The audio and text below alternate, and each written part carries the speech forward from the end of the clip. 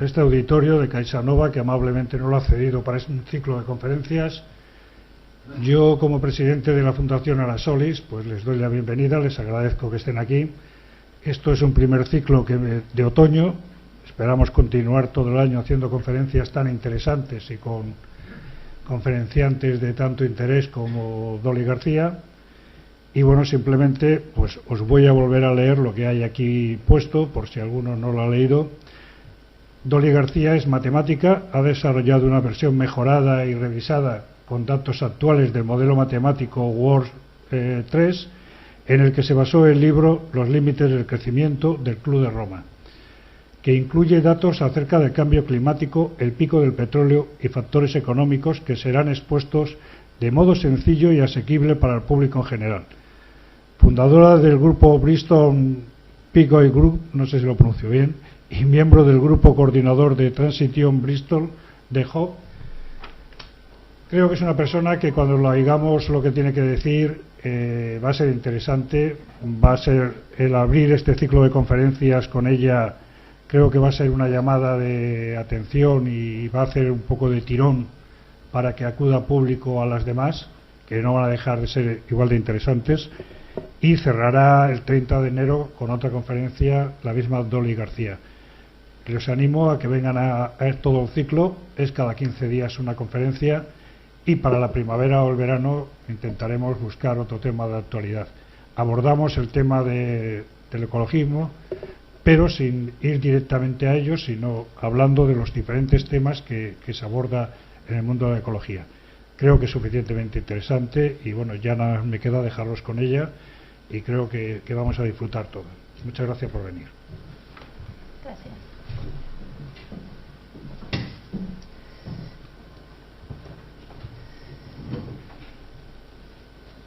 Bueno, quedamos en que se me oye bien ahí al fondo. Estupendo. Entonces, vamos a empezar. Yo no sé cuánta gente aquí le suena o conoce un libro que se llamaba Los límites del crecimiento. Esto fue el resultado de algo que pasó ya hace 40 años. Fue un grupo de expertos, se reunió en una conferencia en Roma y empezaron a hablar de, bueno, qué es lo que va a pasar en el mundo, a dónde vamos a ir a parar, teniendo en cuenta que empezaban ya a darse cuenta de los primeros problemas de la ecología, de que había contaminación y que eso podía causar problemas, de que la población estaba creciendo muchísimo y bueno, ¿qué pasa si se nos llena el mundo de gente? ¿Hay suficiente para todos? ¿Hay suficiente tierras cultivables? Y empezaron a decir, bueno, aquí puede que lleguemos a los límites de lo que puede dar la Tierra, que al fin y al cabo no deja de ser una pelota redondita y limitada. Entonces, 4 años después, en el 72, publicaron un libro con sus conclusiones. Lo que era muy novedoso de este libro fue que cuando estos expertos se reunieron, dijeron, bueno, ¿cómo podemos estimar qué es lo que va a pasar en el futuro? Y entonces, uno de ellos, que era del MIT, el Massachusetts Institute of Technology, dijo, bueno, aquí tenemos un superordenador, lo que por entonces era un superordenador, hoy en día cualquier teléfono móvil pues hace más que aquello. Pero le podemos meter ecuaciones con todos los datos que ustedes nos den acerca de las cosas que hay en el mundo, la cantidad de tierra cultivable, los datos que tenemos de contaminación, todo este tipo de datos que ustedes tengan, lo metemos una serie de ecuaciones intentando establecer qué es lo que pasa y a ver qué resultados nos da el ordenador. Y luego, cuando sacaron todos aquellos resultados, publicaron el libro. Y la conclusión que sacaron es lo que pone ahí, que si se mantienen las tendencias actuales, se van a alcanzar los límites del crecimiento y una vez que se alcancen los límites de lo que el planeta da de sí, pues se nos colapsa la civilización, porque no se puede llegar. Claro, eso, la reacción fue de decir, bueno, qué barbaridad, qué cosas nos dicen. Nadie se había pensado que podía ser la cosa tan grave. Y esto es uno de los gráficos del libro, quizá el más conocido, donde se ven los resultados de lo que pasaría si en el mundo se siguen haciendo las cosas como siempre. A mí lo que me encanta de los gráficos es la tecnología avanzada que usaron. O sea, se ve que los hacían con letras en aquella época y luego escribiendo con rotulador.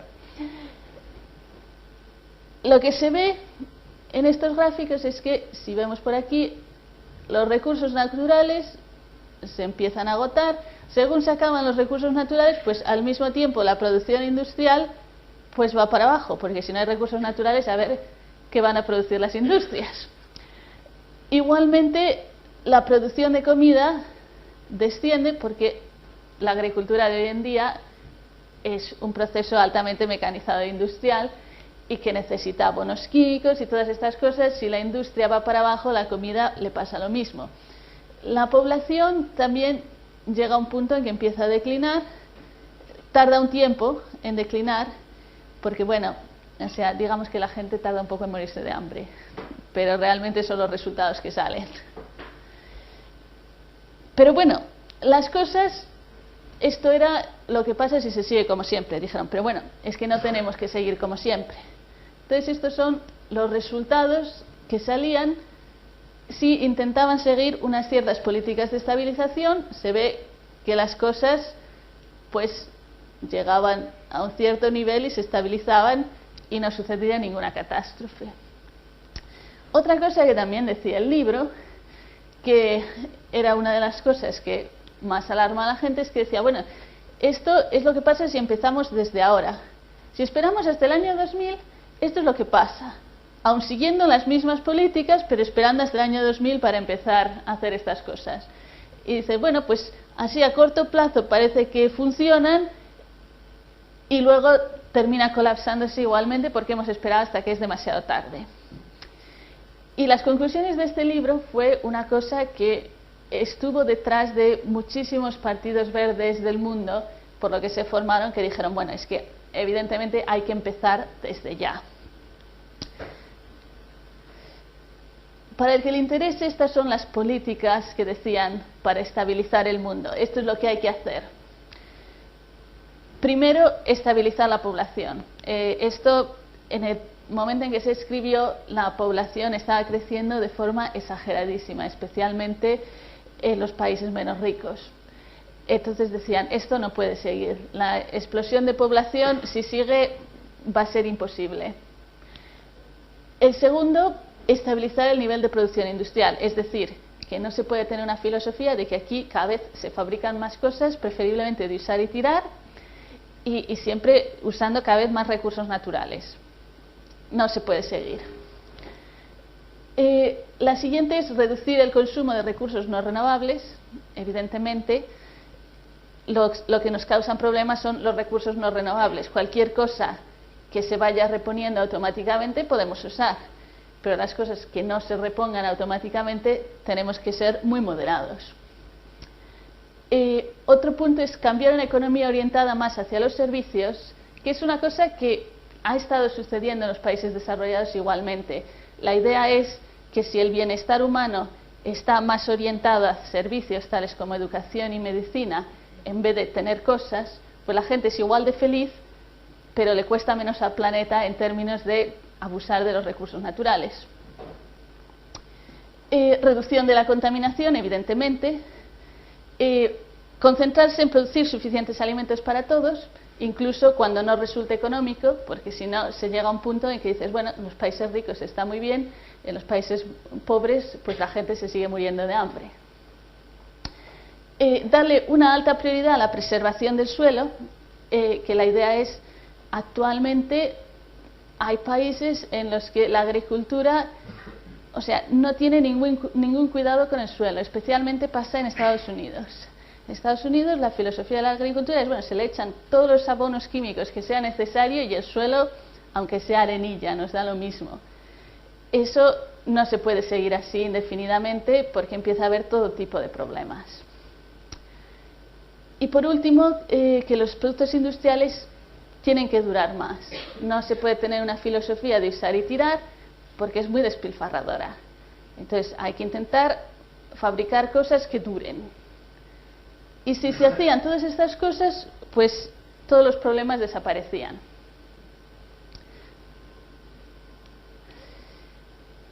30 años después, la misma gente que escribió el informe inicial escribió otro libro revisando los resultados y diciendo, bueno, en el libro inicial dijimos bueno, que si no hacíamos las cosas ya y esperábamos al año 2000, pues íbamos de lado. Claro, ha llegado el año 2000 y no queremos decir bueno, que abandonen ustedes, ríndanse y no intenten arreglar nada porque total es demasiado tarde, no queremos dar ese mensaje.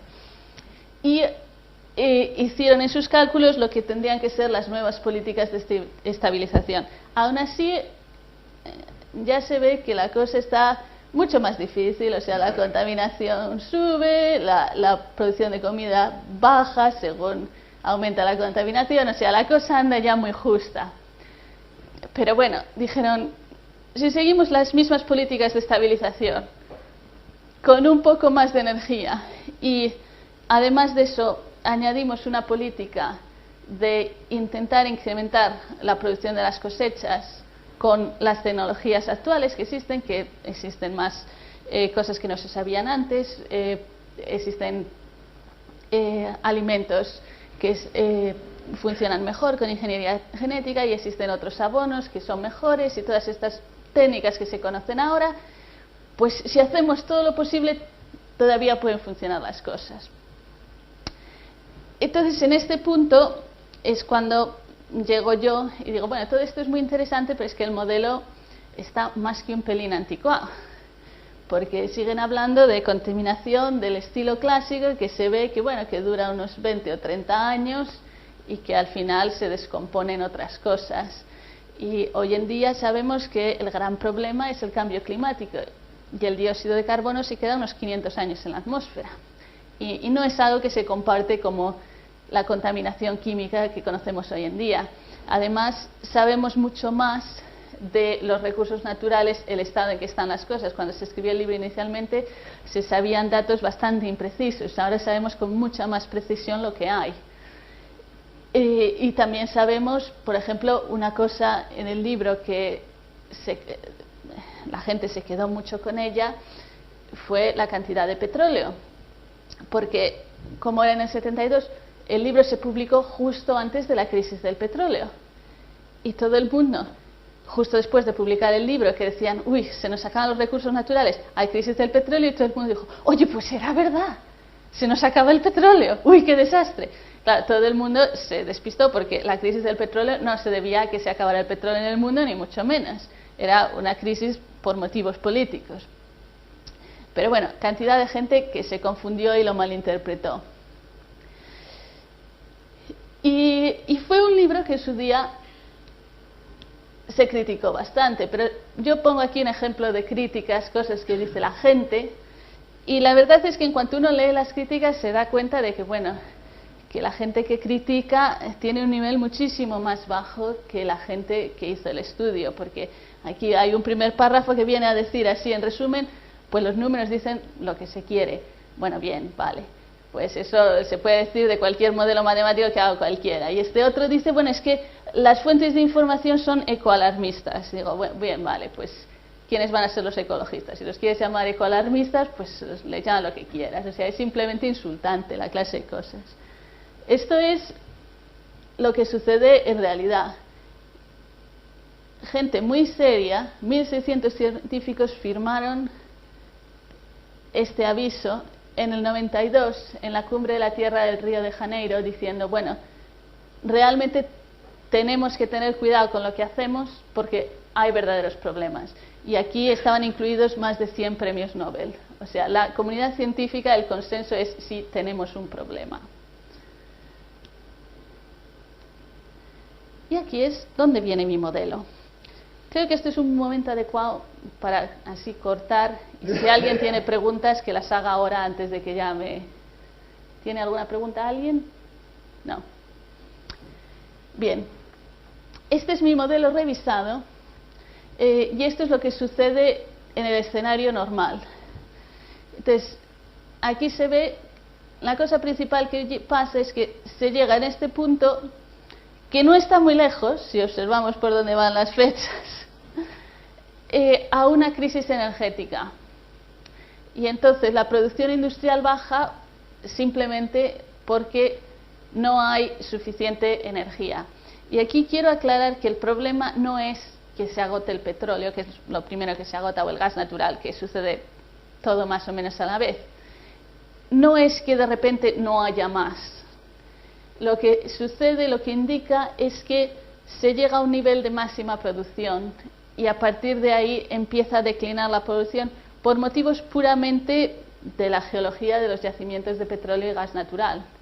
No se puede sacar de donde no hay y no se pueden sacar las cosas a un mayor ritmo del que se puede. Entonces, la extracción de petróleo y gas natural empieza a declinar. Según empieza a declinar, no se puede mantener la producción industrial a los niveles que se mantenían antes. Empiezan las cosas a realimentarse de mala manera y todo se nos cae. Y según, igual que los otros gráficos, según cae la producción industrial, igualmente cae la producción de comida, lo cual no es buena señal. Este gráfico normalmente yo lo pondría por el final, pero claro, como está de mucha actualidad, esto es lo que le pasa al crecimiento económico. Cuando se llega al momento de colapso, cae como una piedra. Y la verdad es que va avisando. O sea, se llega, antes de empezar a caer, se ve que el crecimiento económico decrece. Claro, yo, en la crisis actual económica, yo no voy a decir que sea lo que estemos viendo sea esto, porque yo no sé lo suficiente. Pero me llama mucho la atención que dicen, bueno, es que el crecimiento económico que hubo hasta ahora era un poco ficticio y en realidad, aunque los datos parecía que era un crecimiento económico normal, pues no se estaba creciendo tanto. Y digo yo, uy, pues como andemos ya bajando por aquí, mala señal.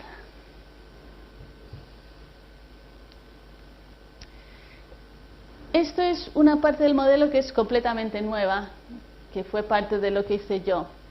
Yo lo que hice, en vez de coger en el modelo y hablar de recursos naturales en general, porque bueno, es mezclar todo tipo de cosas en una sola variable, me parecía una barbaridad. Yo lo que decidí es que hay que concentrarse en la energía. ¿Por qué? Porque si uno tuviera toda la energía del universo, cualquier otro recurso no es problema. O sea, se extraen metales de donde sea, de los asteroides si es necesario. Entonces, si el problema de la energía estuviera resuelto, cualquier otra cosa estaría resuelta. Pero el problema de la energía es algo que merece la pena mirar con más atención. Entonces, lo que sucede es que se llega a un punto en que este es el petróleo, este es el gas natural, se llega al límite de la máxima producción, que sigue habiendo, o sea, se siguen produciendo, pero empieza a declinar, se produce más carbón para intentar compensar y se produce más energía nuclear para intentar compensar, pero a pesar de todo, termina todo en desastre. Esto es la justificación de por qué digo yo que el petróleo va a llegar muy pronto, como quien dice ahora mismo, al máximo de la producción, lo que se llama el pico del petróleo. Estos son las estimaciones de un geólogo que se llama Colin Campbell, que es el que más ha estudiado el tema de la producción de petróleo y gas natural. Cuánto petróleo hay, cuánto gas natural tenemos y cuándo se va a llegar al máximo de la producción posible. Entonces vemos aquí que este es el nivel que se llega al máximo de producción, más o menos. El hombre naturalmente divide entre distintos tipos de petróleo y gas natural, que no nos tenemos que meter en tanto detalle, pero lo que está claro es que es alrededor de ahora mismo. De hecho, el año que él pone de máxima producción más probable es este.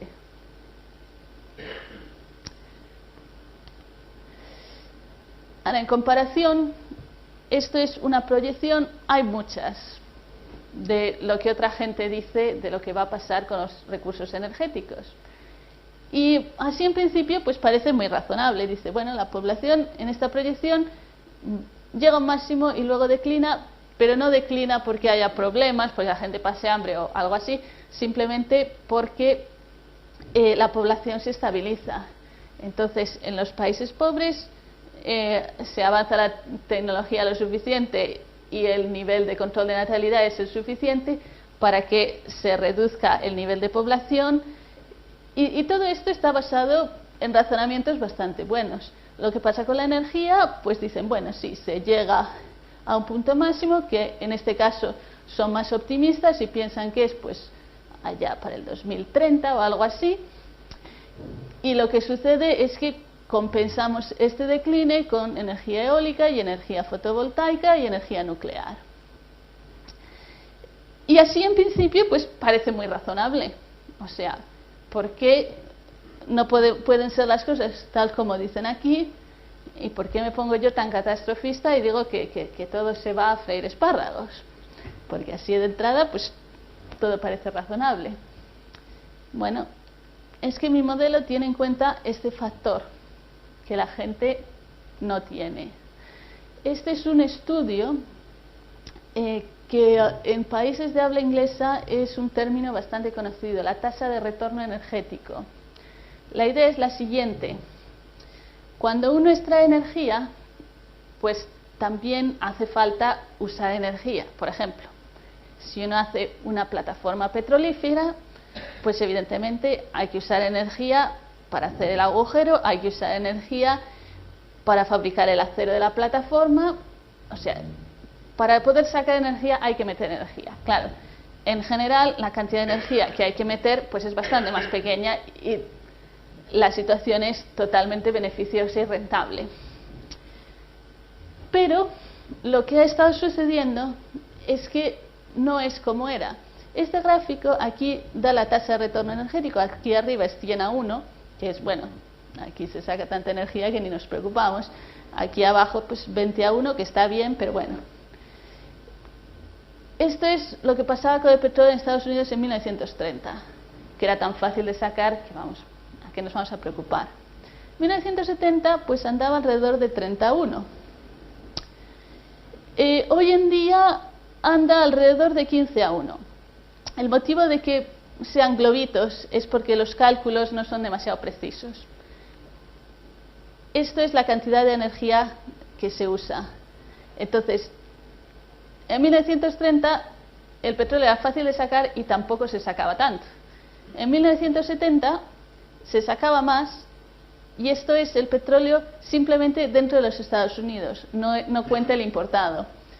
Hoy en día están extrayendo menos petróleo porque no lo hay, simplemente la producción de petróleo interiormente ha declinado y tienen que importar cantidad de petróleo de países árabes, Arabia Saudita, Venezuela y todos estos lugares, y además el petróleo que sacan es mucho más esfuerzo sacarlo y es de peor calidad.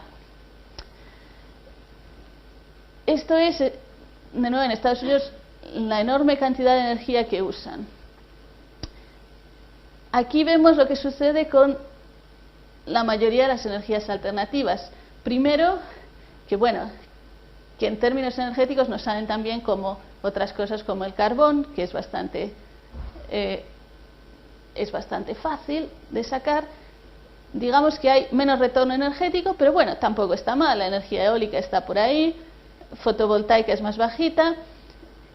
Una vez este límite es alrededor de 5:1, cuando por cada unidad de energía que se mete uno saca 5. Este profesor Christot cree que por debajo de 5:1 es tal el esfuerzo que emplea una sociedad en obtener energía que no se puede tener una civilización industrial. Se puede tener una civilización agrícola o algo así, pero no se puede tener lo que tenemos ahora. Y aquí se ve que algunas de las alternativas que se proponen, como el biodiesel, pues andan tan bajitas que casi que no merece la pena. Y aquí abajo de todo pone las arenas alquitranadas, que es uno de los sustitutos que están hablando del petróleo, que dicen, bueno, si todavía, aunque el petróleo convencional se nos agote, pues hay cantidad de cosas tales como arenas alquitranadas. Las arenas alquitranadas son una cosa increíblemente similar al asfalto de la carretera, con arena incluida. Y de ahí están intentando sacar petróleo. Pues mucha desesperación hay que tener para llegar a esos niveles.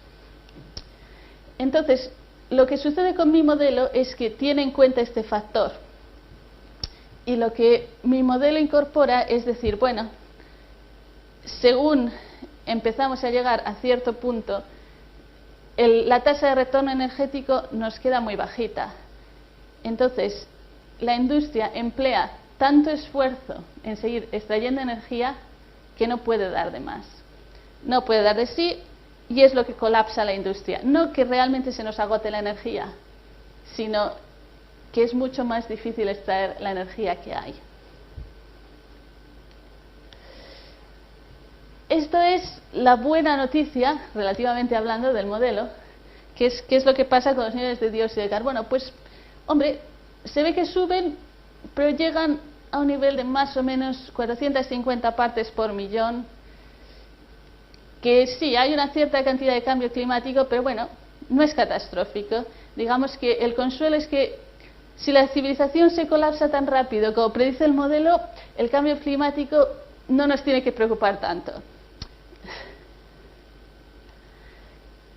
Y aquí quiero comparar con lo que dice el IPCC, que es el panel de estudiosos de las Naciones Unidas acerca del cambio climático. Que yo, cuando vi su estudio, o sea, yo un estudio gordito, o sea, tarda uno en leérselo, pero yo a donde fui directa es en decir, bueno, esto está muy bien, evidentemente los estudios sobre cambio climático están hechos maravillosamente, pero dependen de cuánto dióxido de carbono se emita en el mundo. ¿Y cómo saben ustedes cuánto dióxido de carbono se va a emitir en el mundo? Y en la página que lo expliquen dicen, bueno, pues nosotros hicimos unos escenarios, pensamos que el mundo puede ir pues más por el crecimiento económico, puede ir más por la cosa medioambiental, puede ir a más globalización o a ser regional y menos globalización, y en cada uno de estos casos pues pensamos que el crecimiento económico pues va a ir por aquí o por allá, y que la cantidad de fabricación industrial pues va a ser más o menos esta, y por lo tanto esta es la cantidad de combustibles fósiles que se van a quemar y esta es la cantidad de emisiones que va a haber. Y todo esto pues es separado, independiente del resto del estudio. La diferencia entre mi modelo y lo que dice el IPCC es que en mi modelo está todo unido. Entonces, no es que mi modelo tenga ningún... O sea, la estimación que hace del cambio climático es totalmente burda y aproximada. Pero lo que sí que dice es cosas que cuando uno las piensa son evidentes. Oiga, pero si usted me dice que en este escenario de emisión va a haber esta barbaridad de cambio climático, esto evidentemente tiene que afectar a las cosechas. Las cosechas van a fallar mucho más si las temperaturas no son lo que se espera y si el clima es mucho más variable, que es lo que predice el cambio climático. Y si esto sucede, no me vaya usted a decir que en un país donde están teniendo problemas con la producción de las cosechas, el crecimiento económico pues va a ser igual. Pues no, va a ser completamente diferente. Entonces, mi modelo tiene en cuenta estos factores. No es que diga, bueno, aquí nos inventamos distintos escenarios que parecen razonables y los metemos, y no nos vuelve a afectar el resultado de lo que hacemos al modelo. En mi modelo, el resultado de la estimación que hace de lo que le sucede a las cosechas y a la economía vuelve a entrar y a decir, bueno, si pasa esto, entonces tenemos este problema. Y por último, unos pocos gráficos de, bueno, estas cosas así en abstracto, de lo que le pasa al mundo entero, pues, ¿qué es lo que quiere decir para la persona normal, media, habitante del mundo? Pues tenemos aquí cosas como la comida per cápita, que hay menos comida, el nivel de producción industrial per cápita, que no solamente baja para el mundo, sino que baja para cada persona individual antes de estabilizarse a un nivel muy bajito, como a principios de siglo, allá por el 2040 o así. Y los servicios también bajan. Y esto, que es mucho más preocupante, que es lo que pasa con la esperanza de vida. La esperanza de vida baja alrededor pues de unos 35 años, la mortalidad infantil sube por las nubes, que es lo que realmente baja la esperanza de vida. Normalmente los sitios donde hay una esperanza de vida baja no quiere decir que la gente llegue a los 35 años y se muera así en general. Lo que quiere decir es que, bueno, si llegas adulto probablemente te mueras de viejo, o al menos de relativamente viejo. Pero el problema es que para llegar a adulto poca gente llega. El motivo de que se llegue a una mortalidad infantil tan alta, porque dice la gente, oye, por muy mal que vayan las cosas, los conocimientos médicos no van a desaparecer. Bueno, el modelo me da esto esencialmente porque malnutrición infantil.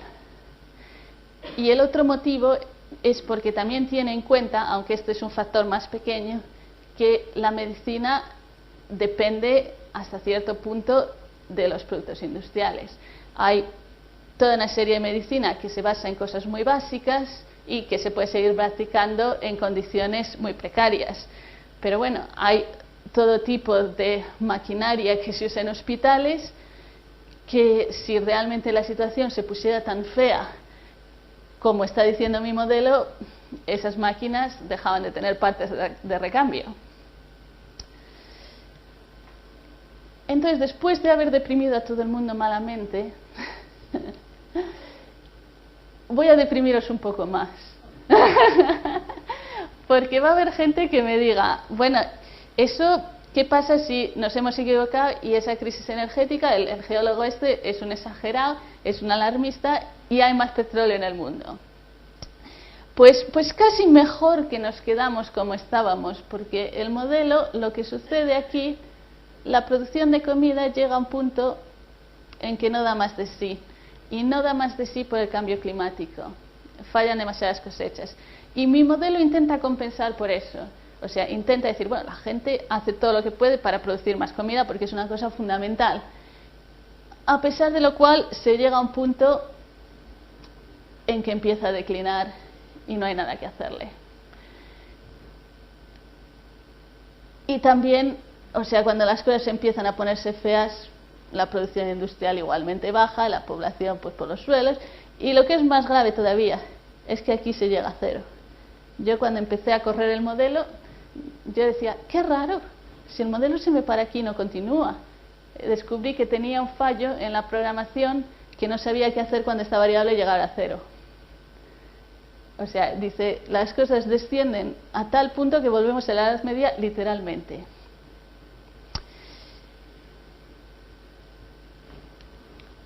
Y esto es lo que hay que hacer, es en lo que estoy trabajando ahora. Porque yo, lo de deprimir a todo el mundo, pues es un poco divertido, pero tampoco lo quieres hacer demasiado.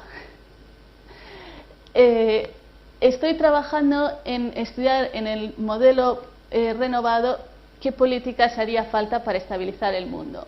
Y no os voy a enseñar ningún gráfico porque todavía estoy trabajando en ello y porque además estoy consultando con distinta gente qué es lo que ellos piensan que son las políticas más adecuadas. Pero lo que está claro es que van a tener que ser cosas de este estilo. Descenso en el uso de combustibles fósiles, eso está muy claro porque hay que evitar el cambio climático como sea. Una vez se pase de cierto nivel, las cosas se ponen muy pero que muy feas. Además de eso, hay que tomar medidas para el uso eficiente de la energía y esto también es absolutamente crítico porque estamos muy cerca de una crisis energética. Y cuanto menos energía usemos desde ahora mismo, va a haber una diferencia fundamental. También otras medidas que son similares a las que proponía el Club de Roma, estabilizar el nivel de producción industrial. No hay que intentar tener toda la industria del mundo y producir todos los productos del mundo, hay que intentar tener un nivel de vida razonable. Hay que darle mayor vida a los productos industriales. La filosofía de usar y tirar hay que abandonarla. No solamente lo de reciclar está muy bien, pero sigue siendo esa filosofía de usar y tirar. Y usar, tirar y reciclar todavía sigue usando un montón de energía que no podemos despilfarrar. Hay que tener una filosofía de usar, usar, usar y usar. Y también, prioridad para la preservación del suelo, intentar tener una filosofía de agricultura que está muy bien que usemos maquinaria industrial para la agricultura y abonos químicos, pero hay que concentrarse más en usar lo que la naturaleza ya nos da, que las plantas vivían muy alegremente antes de que hubiera ningún ser humano. Con un ecosistema adecuado se puede tener una producción de cosecha bastante buena, cosa que se ha demostrado en lugares como en Cuba. Y cuanto más se puedan hacer esas cosas y menos se dependa de una agricultura industrializada y más se dependa de la propia capacidad natural de regenerarse del suelo, pues mayor seguridad va a haber para todo el mundo. Y estas son las conclusiones fundamentales. ¿Preguntas? Sí. Quería pedirte tu opinión sobre varias cosas. Tengo en mente tres, a ver si me sale explicarlas para que me entiendan. Primero, que en esto estamos de acuerdo en el uso eficiente de la energía, pero quería saber tu opinión sobre el desarrollo tecnológico de las energías renovables. Hay un estudio de una ONG medioambiental que en un horizonte para el año 2050 prevé o demuestra una producción de energía que cubra el 100% de la demanda. Quería saber tu opinión sobre esto, el desarrollo tecnológico de estas renovables y si fuera posible todo lo que dice este estudio. Luego quería comentar que... Va a ser más fácil que hagamos por partes. Sí, yo he visto este tipo de cosas y es muy parecido al gráfico que puse ahí. Una cosa es lo que sucede sobre el papel y otra cosa es lo que sucede cuando se empiezan a hacer números de hasta qué punto se pueden expandir estas cosas y, como digo, con la tasa de retorno energético. Se podría hacer, pero habría que poner muchísimo más esfuerzo del que se pone. O sea, yo las pruebas iniciales que he hecho con mi modelo, o sea, están hablando no del nivel que estamos haciendo las cosas ahora en Europa, ni siquiera en países como Alemania o Dinamarca, que son punteros en energías renovables, ni siquiera ellos están al nivel que hace falta estar. O sea, hay que poner muchísimo más esfuerzo en energías renovables para tener una conclusión de que no se nos cae el mundo. Estás hablando de una redistribución de recursos, ¿no? Bueno, es como sea, o sea, lo que haga falta. O sea, lo que haría falta en realidad es que, o sea, los gobiernos del mundo dijeran, bueno, vamos aquí a decir que la prioridad número 1 es tener la máxima cantidad de energías renovables que podamos tener y menos andar diciendo que, bueno, vamos a hacer compromisos y a ver, negociar con todo el mundo. Mira, con las leyes de la naturaleza no se negocia. Y la otra cuestión, estás hablando, bueno, no estoy de acuerdo, estabilización de la producción, de los productos industriales. Ahora el crecimiento económico está basado en tres pilares, que creo que pudiera faltar ahí un aspecto financiero. Entiendo que está basado en la publicidad, en la obsolescencia planificada o programada y los créditos. Quizás ahí el tema de la financiación, quizás meter esa variable. Y bueno, en este comentario te pregunto si me imagino que conoces las teorías del decrecimiento de la TUSH y qué opinión tienes sobre ellas. Bueno, es algo que va a ser necesario. O sea, la economía, la filosofía de que la economía tiene que estar creciendo constantemente, yo es algo que lo llevo mirando desde hace mucho tiempo, en cuanto me enteré que había todos estos problemas. Y la relación entre el crecimiento económico y el consumo de recursos naturales no es tan directa como alguna gente se piensa, es algo más complicada, pero al final sí que la hay. Y hay que tener una filosofía de que no podemos intentar tener una economía en constante crecimiento, tenemos que tener una economía estable. Es a lo que hay que aspirar. Y es posible que incluso se llegue a, en algún punto a decir, bueno, en realidad tendría que bajar un poquito para que las cosas sean más fáciles. Pero no de la manera descontrolada que está bajando ahora. ¿Alguna otra cosa? ¿Sí? Dos cosas. Yo quería saber si se incluye como variable causal o que contribuye al descenso de la población las guerras desatadas como consecuencia de No, mi modelo no tiene guerras, porque es demasiado. Digamos que mi modelo lo que tiene es factores fundamentales. O sea, considero las guerras como cosas que suceden en periodos cortos de tiempo. Entonces, cualquier cosa que suceda en periodos más cortos que 10 años, pues no la cuento. Y la segunda cosa es, ¿dónde puedo consultar bibliográficamente tu trabajo? Pues es que, como este es el primer sitio donde lo presento, todavía no está publicado en ninguna parte. Pero estará bastante pronto porque la gente me ha pedido referencias ya. A ver, ¿más preguntas? Bueno, pues simplemente presentar a la próxima conferencia. Perdón. Será el jueves día 30 de octubre. El título de la conferencia es El cenit de la producción mundial de petróleo, una encrucijada para la humanidad. La dará el conferenciante Pedro Antonio Prieto. Bueno, es un hombre, supongo que ameno, no le conozco personalmente, pero lo que es indiscutiblemente es que con un valor científico importante y que nos hablará del petróleo más en concreto. Y pretendemos que cada conferencia nos hable de un tema. Y bueno, la siguiente será el agua. Como sabéis, ya hay incluso alguna empresa española que está comprando yacimientos de agua en África, en Sudamérica. O sea que los temas están bastante más graves de lo que a nivel calle creemos, y a lo mejor algo menos que los científicos nos están diciendo, pero la verdad es que el tema. Y gracias a CaixaNova por prestarnos este magnífico local para poder tener la conferencia. Muchas gracias.